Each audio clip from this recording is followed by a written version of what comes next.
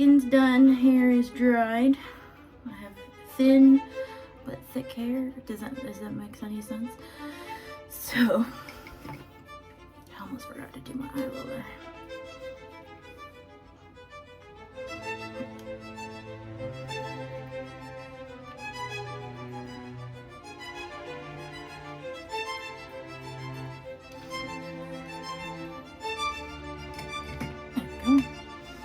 Alright, what are we gonna do for eyes?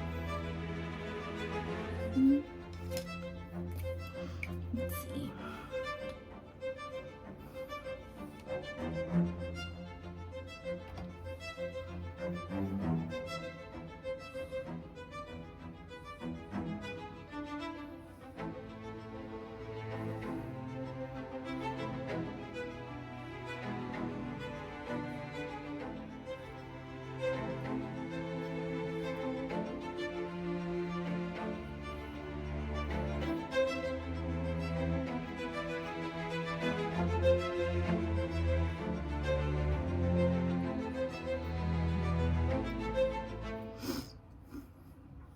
I think my pencil's melting.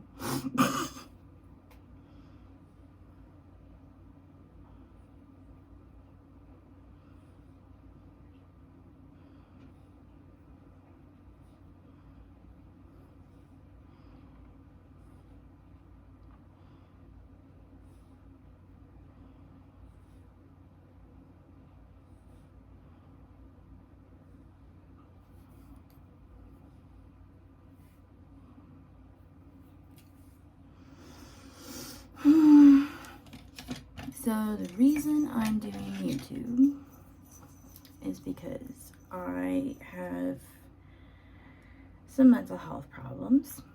Well, technically disorders, because I didn't do anything to cause them, but I want to say about 2 years ago, actually going on 3, I was working as practical nurse, and keeping in mind that I had a long history of bullying,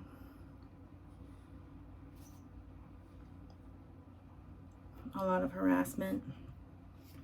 I had sickness, was in the hospital when I was little.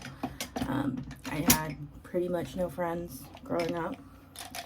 I didn't trust anyone growing up. People that I did trust broke that trust. I would always have my stuff stolen. People would start things and then blame it on me as starting them, so I would get in trouble for things that other people would do. So growing up, I didn't trust anyone in the first place. So yeah, keeping that in mind.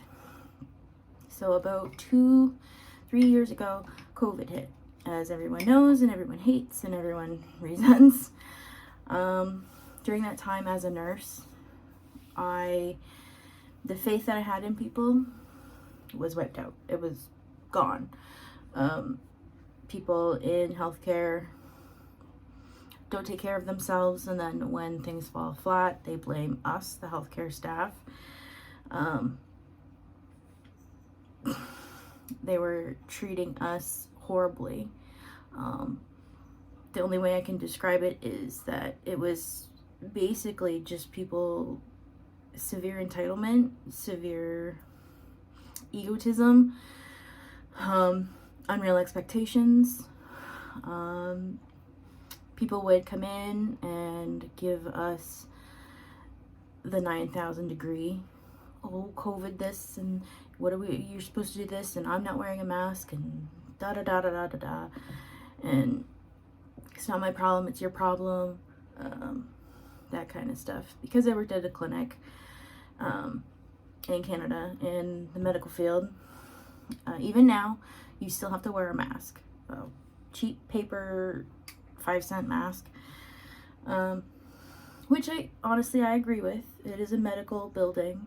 People that are sick are already going in there. They don't need opportunistic infections as well. People don't quite understand how that works, but that's how it works. People were making demands. If we didn't do things that they thought were right, meanwhile we're showing them why we're doing it and why the way that they think is actually wrong, we would get yelled at, talked down to, called names.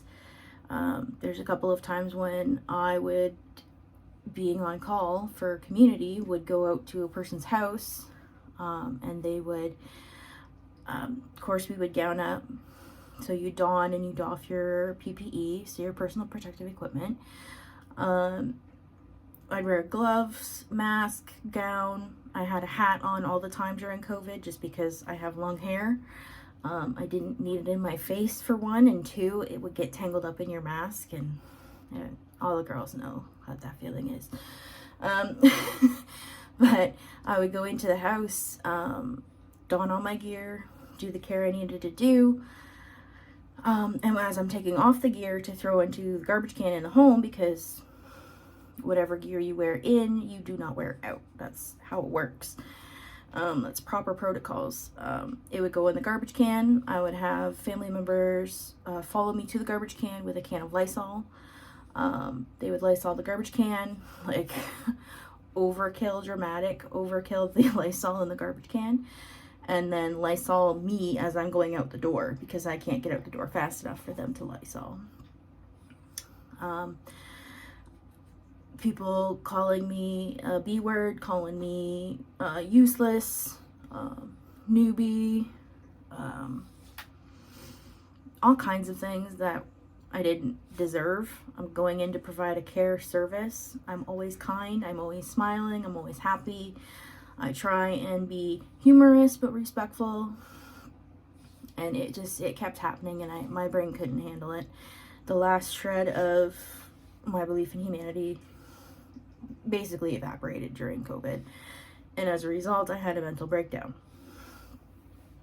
So again, keeping in mind my history with not trusting people, I wound up having a sudden onset of agoraphobia, so a fear of leaving my residence, feeling like you're going to be in danger.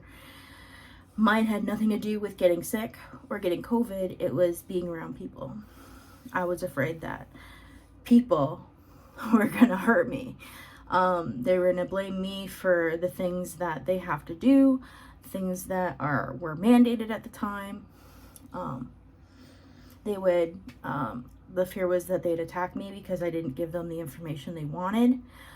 I would have severe panic attacks. If anyone doesn't know what a severe panic attack is, you basically feel like you're having a heart attack mixed with someone strangling you, and you're by yourself, you're making a cup of coffee, and all of a sudden you can't breathe, you can't think, you can't move.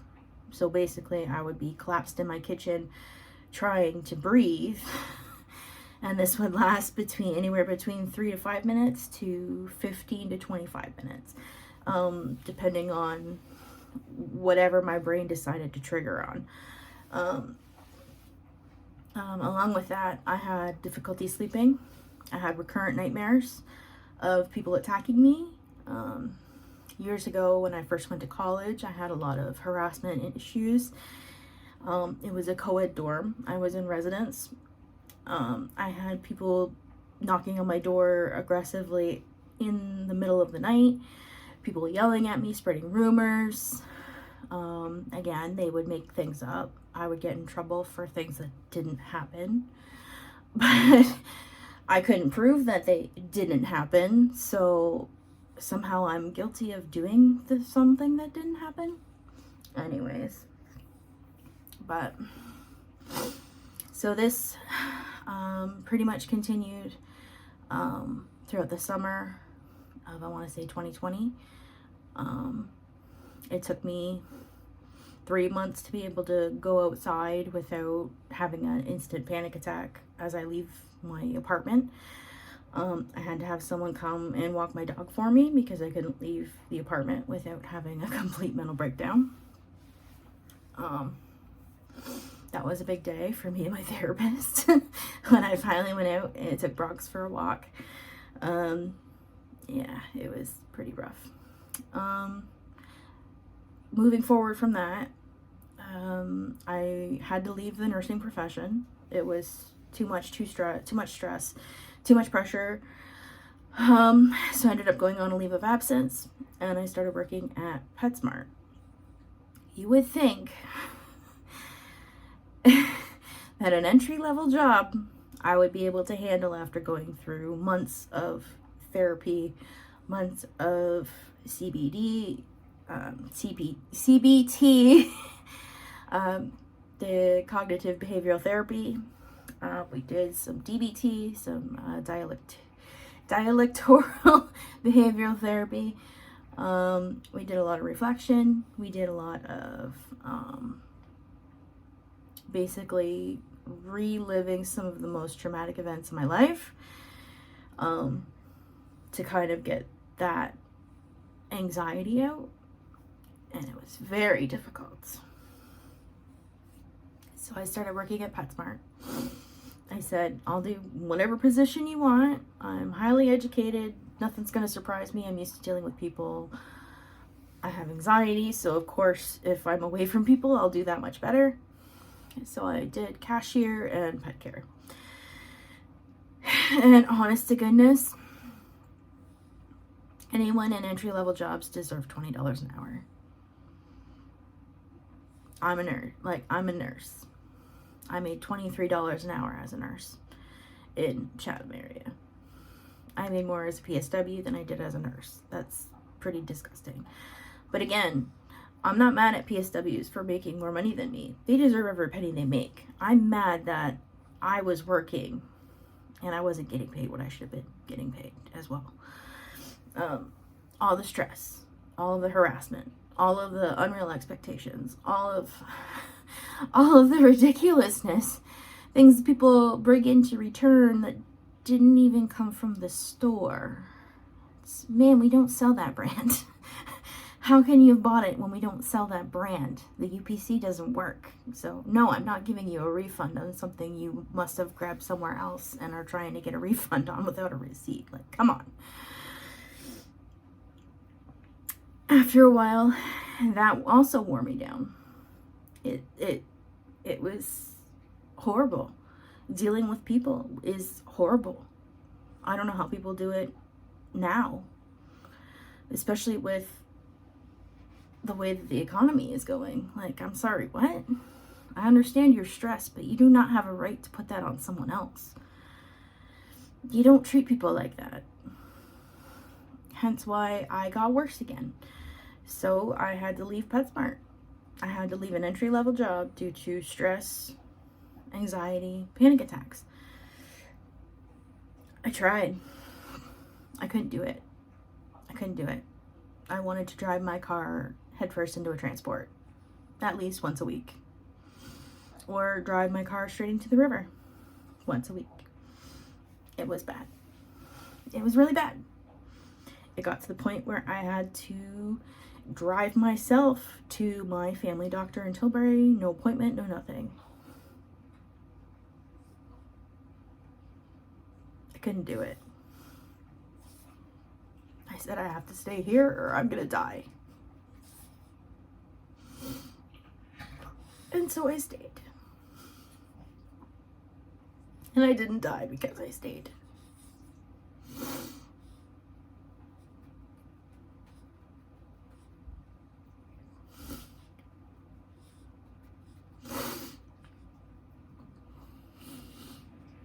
My trouble now is I'm very guilty.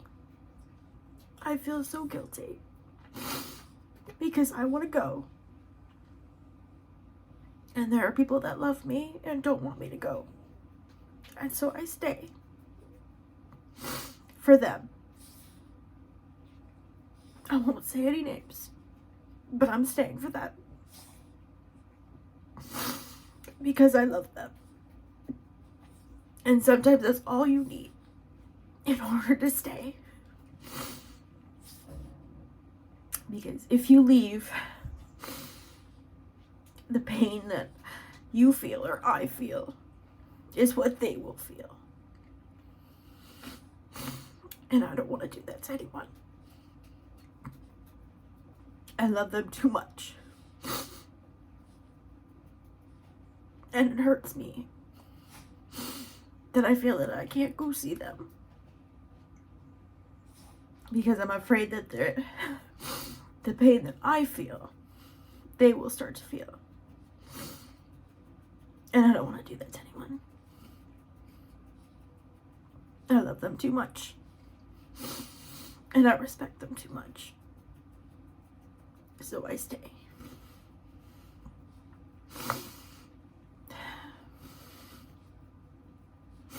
And I feel like if I start doing videos, feeling the way that I do, even if it reaches one person, you don't have to go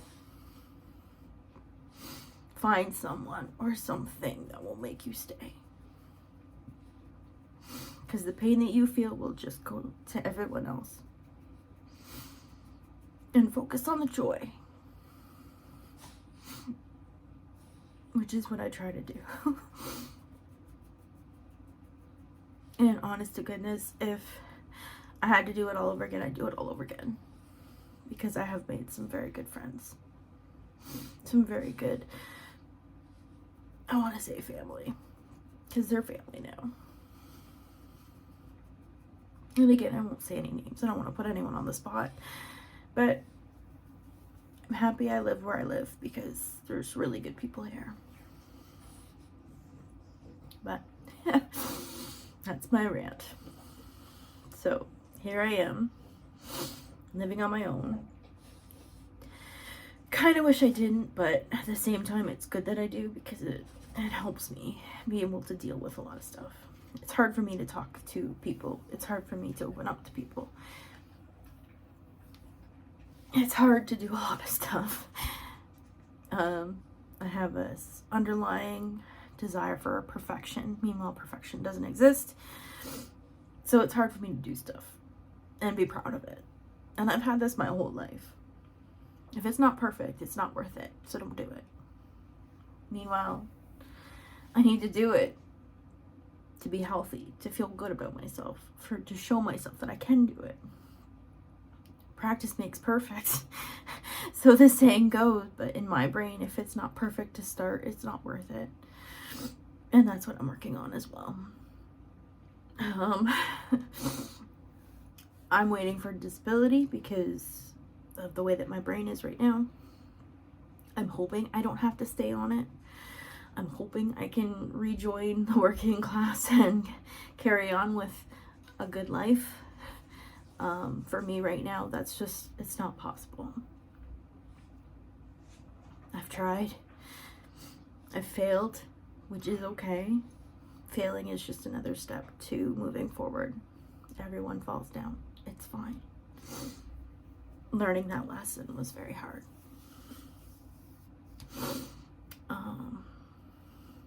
So in order to keep myself busy, to keep myself sane, I'm starting a YouTube channel. I'm not sure what to talk about. I wanted to get that out so that people know where I come from, what's going on with my brain. I watch a lot of YouTube vloggers, trying to get some ideas on what to talk about. I'm stuck between doing some news. I'm stuck between doing some how-tos. I like to cook, so there might be a hodgepodge of different things going on my channel, but we're starting. There's gonna be a lot of stop and go to start out, getting my brain past perfection. But yeah, that's pretty much what I wanted to get out on my first video, is where I'm at.